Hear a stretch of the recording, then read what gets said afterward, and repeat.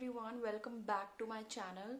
So title से आपको पता चल ही गया होगा. We are going to start with Constitution of India.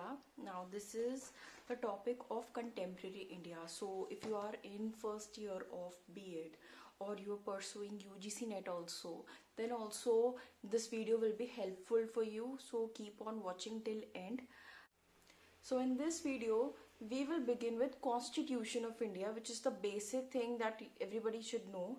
What is the Constitution of India and what is its relation with education? So let us start now.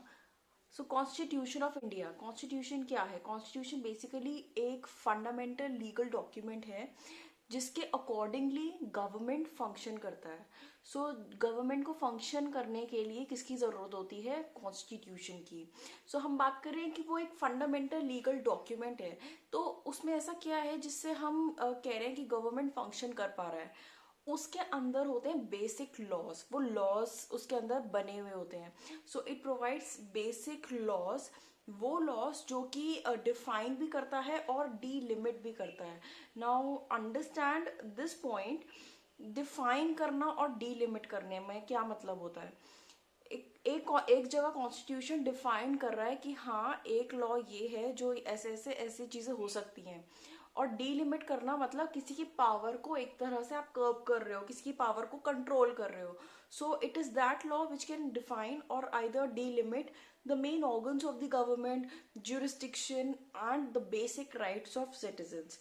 Now constitution define करता है power and authority of the government, कि government के पास कितनी power होगी, क्या authority होगी. और इसके दो aspects होते हैं between different organs of the government and between government and citizens. सो आप गवर्नमेंट को देखो, अगर आप गवर्नमेंट को देखो तो गवर्नमेंट में हेड होगा, जो भी उनका हायरार्की होगा उनके बीच में कैसा रहेगा लॉ, और गवर्नमेंट और सिटीजन के बीच में क्या रहेगा लॉ. सो ये सब गवर्न करती है constitution of India. Now Indian constitution क्या कहती है? It says that we the people of India. Very important ये पूछा जाता है. It starts with we the people. It is not with the citizens of India.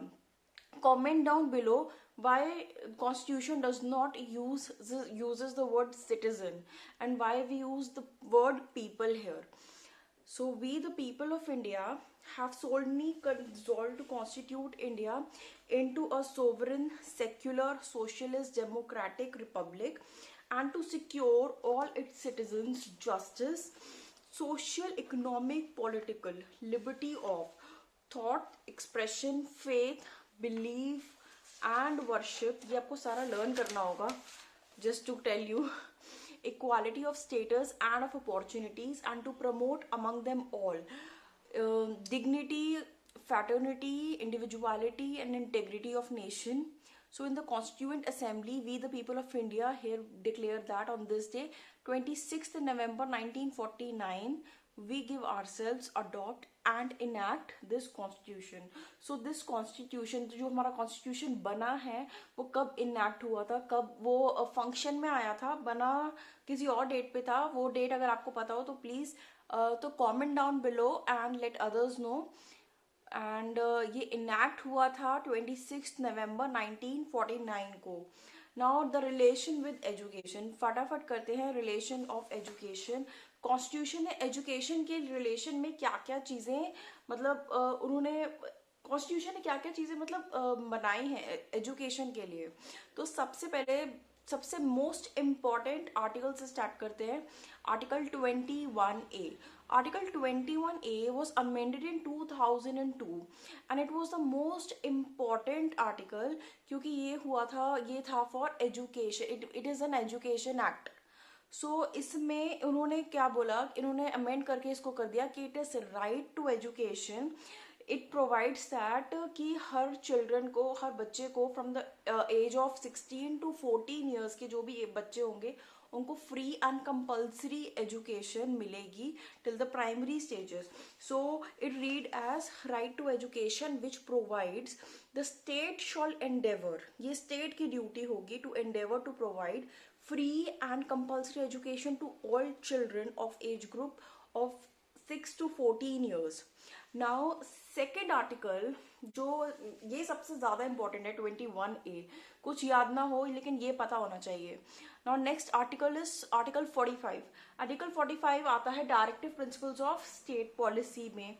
Now ये provide करता है provisions for early childhood care and education for children below 6 years of age.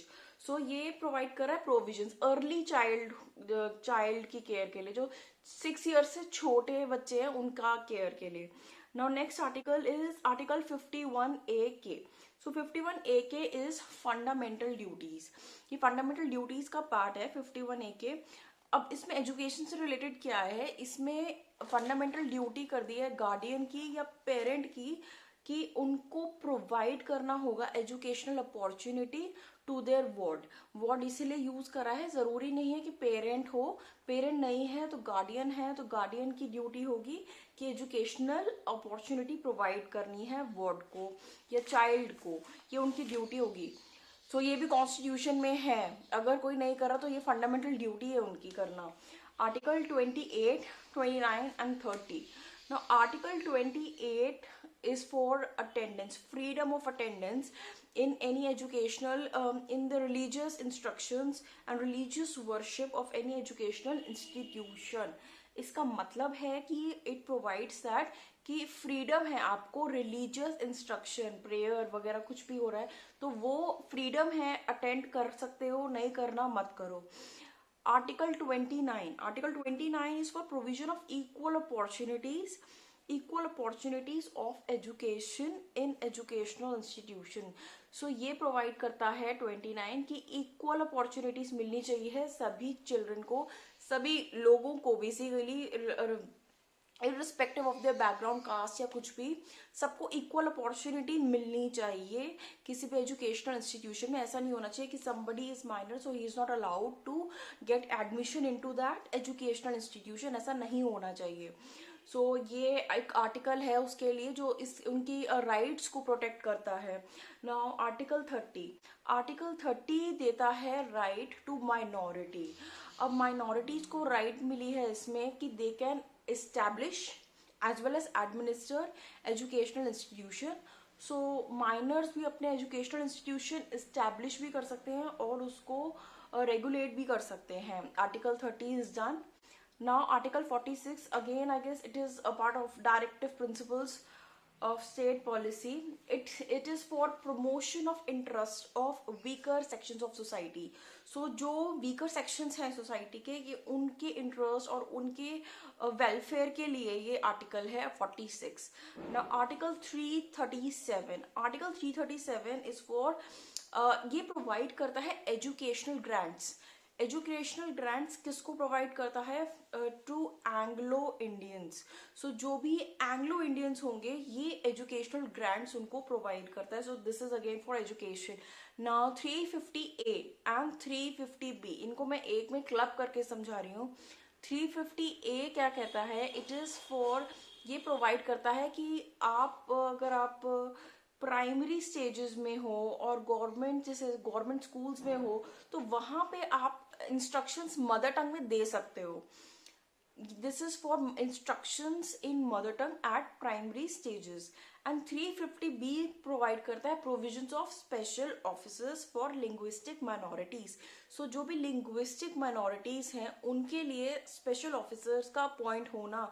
और वो special officer basically क्या करता है? वो basically check करता है कि जो भी राइट्स और जो भी वेलफेयर एक्टिविटीज उनके लिए बनाई गई हैं कि वो ढंग से इम्प्लाई हो रही हैं कि नहीं हो रही हैं, क्या जो बेनिफिट्स हैं वो रीप हो रहे हैं कि नहीं हो रहे हैं, like that. Now last article under this is 351, which is promotion of Hindi language. So this is the relationship of education and constitution education के relation में ये सब articles दिए हैं. I hope कि आपको ये video समझ आया होगा. For the next part please click on the next video and thank you so much for watching. Please like, share and subscribe to my channel.